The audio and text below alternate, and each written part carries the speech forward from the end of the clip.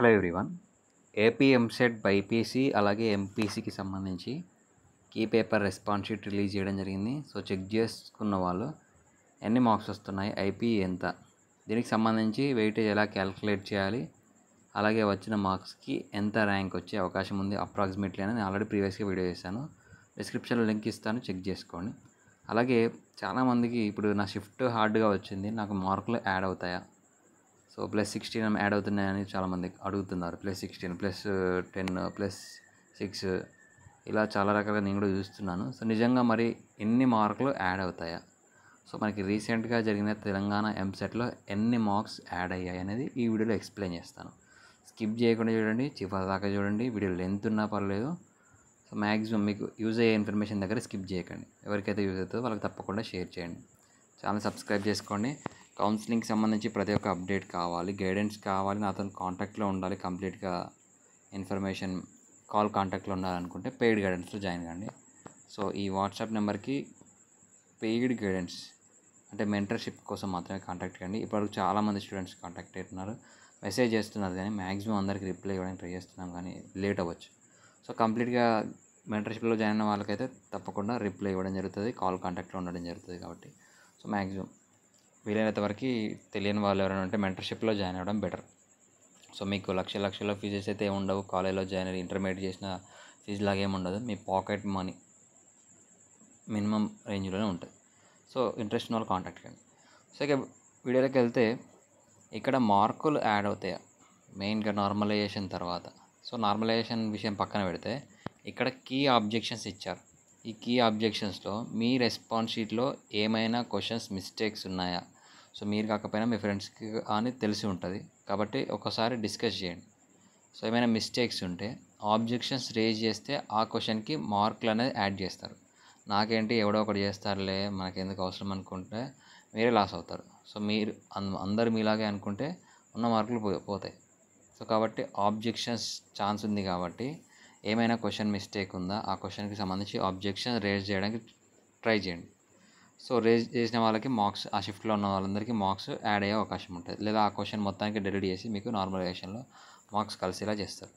So ఇది ఒక process, మార్కులు యాడ్ అవుతాయి అనేది. Next normalization. So normalization process ఇప్పుడు మీకు నేను చెప్పినా ఎవరు చెప్పినా మీకు మళ్ళీ ఏదో ఒక రకంగా కన్ఫ్యూజన్ ఉంటుంది.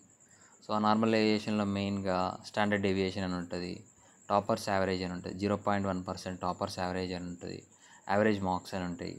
సో ఇలా ఈ ఫ్యాక్టర్స్ అన్నిటిని బేస్ చేసుకొని మీకు మార్కులు పెరుగుతాయి అవకాశం ఉంటుంది.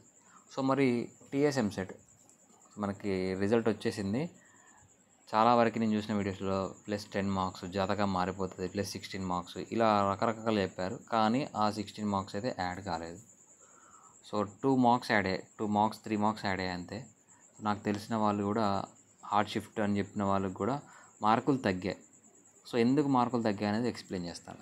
ఇక్కడ మనకి లాస్ట్ 3-4 ఇయర్స్ బ్యాక్ సో ఎలా ఉండే అంటే క్వశ్చన్ ప్యాటర్న్ అనేది లాస్ట్ 3-4 ఇయర్స్ సేమ్ మెథడ్స్లో క్వశ్చన్స్ అనేది డిఫరెంట్గా వచ్చేది.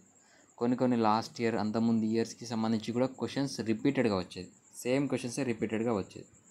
సో ఆ లాస్ట్ 2 ఇయర్స్ స్టూడెంట్స్ ఎవరైతే ఉన్నారో వాళ్ళు ప్రీవియస్ ఇయర్ క్వశ్చన్స్ ఫాలో అయిన వాళ్ళు కొంత బెటర్గా స్కోర్ అయితే చేయగలిగారు. ఆ మోడల్సే వచ్చాయి కాబట్టి వాళ్ళకి తెలిసిన క్వశ్చన్స్లా అనిపించి కొంచెం ఈజీగా అనిపించాయి. సో కానీ ఈ ఇయర్, సో లాస్ట్ ఇయర్తో కంపేర్ చేస్తే ఈ ఇయర్ ఎలా అంటే వాళ్ళు డైరెక్ట్గా ఒక పత్రికకే మనకి స్టేట్మెంట్ ఇచ్చారు. ఈ ఇయర్ క్వశ్చన్ పేపర్ అనేది కొంతవరకు చేంజెస్, అంటే క్వశ్చన్ సిలబస్ కాదు, పేపర్ అడిగే విధానం. సో క్వశ్చన్ అడిగే విధానం, సపోజ్ నీ పేరేంటి అనే క్వశ్చన్కి నీ యొక్క పేరు అని ఇలా మనకి డిఫరెంట్గా ఇవ్వడం, స్టేట్మెంట్స్ ఇవ్వడం. సో ఇలా అలాగే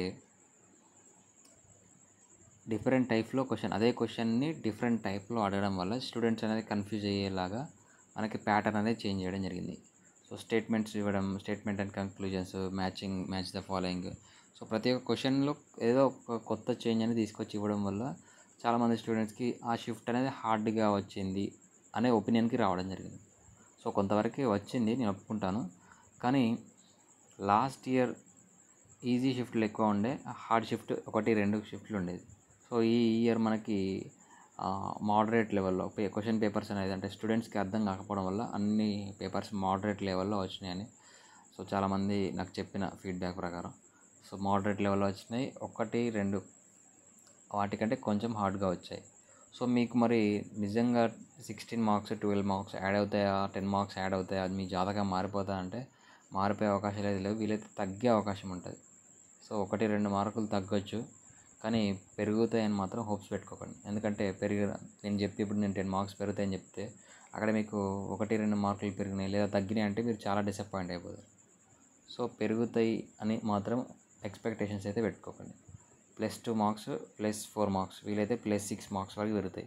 ఇక మరీ 1 షిఫ్ట్ మొత్తానికి టఫ్ వచ్చిందంటే +9 మార్క్స్ వరకు పెరుగుతాయి. అంతకు మించి మ్యాక్సిమం పెరిగే ఛాన్సెస్ లేవు. తగ్గుతాయంటే తగ్గే ఛాన్సెస్ ఉన్నాయి. సో మీ షిఫ్ట్ ఆ నార్మలైజేషన్ మనం ఎగ్జాక్ట్గా చెప్పలేము అది.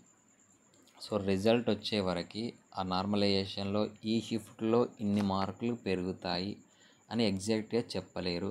అది చెప్పిల్లంటే అది కంప్లీట్గా ఫేక్ ఇన్ఫర్మేషన్. ఓకేనా? సో అది నేను చెప్పినా ఎవరు చెప్పినా ఈ షిఫ్ట్లో ఇన్ని మార్కులు పెరుగుతాయి అని ఎవరైనా చెప్తే అది కంప్లీట్గా ఫేక్ ఇన్ఫర్మేషన్. సో నా షిఫ్ట్ హార్డ్గా వచ్చింది, ఈ షిఫ్ట్ హార్డ్ వచ్చింది, ఆ షిఫ్ట్ హార్డ్ వచ్చింది. సో మీరు చెప్పడం కాదు. అక్కడ టాపర్స్ 0.1% టాపర్ యావరేజ్ అని ఉంటుంది, స్టాండర్డ్ డీవియేషన్ అని ఉంటుంది. సో ఈ ఫ్యాక్టర్స్ అన్నిటిని డిపెండ్ అయ్యి మీకు నార్మలైజేషన్లో మార్క్స్ యాడ్ అవుతాయా లేదా అనేది డిసైడ్ అవుతుంది. సో అర్థమైంది అనుకుంటున్నాను. +2 మార్క్స్ లేదా +3 మార్క్స్ టీఎస్ ఎంసెట్లో మాత్రం హార్డెస్ట్ షిఫ్ట్లో కూడా మనకి 2-3 మార్క్స్ మాత్రమే పెరిగాయి. అలాగే హార్డ్ అన్న షిఫ్ట్లకు కూడా మనకి మార్కులు తగ్గాయి. సో అంటే పేపర్ డిఫికల్టీ లెవెల్ అనేది పెరిగింది. సో మీకు హార్డ్ షిఫ్ట్ కదా మార్కులు పెరుగుతాయి అని అనుకోవడం కంటే డిఫికల్టీ లెవెల్ పేపర్ ప్యాటర్న్ అనేది చేంజ్ అయింది కాబట్టి సో మీకు హార్డ్గా వచ్చిందని అయితే అనిపిస్తూ ఉంటాయి. సో ఇది మీకు అర్థమైందని అనుకుంటున్నాను. దీనికి సంబంధించి మీరు రిజల్ట్ వచ్చిన తర్వాత ఒకసారి ఈ వీడియో కింద కామెంట్ చేయండి. ఎందుకంటే మార్కులు పెరుగుతున్నాయి, 10 మార్కులు పెరిగాయి, 20 మార్కులు పెరిగాయి అని మీరు అనుకుంటారు కదా. సో ఎవరైతే టీఎస్ఎంసెట్ రాసిన వాళ్ళు ఉంటే ఒకసారి కామెంట్ చేయండి. సో నేను చెప్పింది కరెక్టా కాదనేది కూడా మీకు ఒకసారి తెలుస్తుంది వాళ్ళు కామెంట్ చేస్తే. సో ఇది ఇన్ఫర్మేషన్. మీకు ఇంకేమైనా డౌట్స్ ఉంటే కింద కామెంట్ చేయండి. అలాగే డిస్క్రిప్షన్లో టెలిగ్రామ్ ఛానల్, వాట్సాప్ ఛానల్లో జాయిన్ కండి. అలాగే స్క్రీన్ మీద కనిపిస్తున్న వాట్సాప్ నెంబర్కి మెంటర్షిప్ కోసం సో 8500044057కి మెంటర్షిప్ గురించి కాంటాక్ట్ కావండి. డిస్క్రిప్షన్లో వాట్సాప్ నెంబర్ ఉంటుంది. Thank you.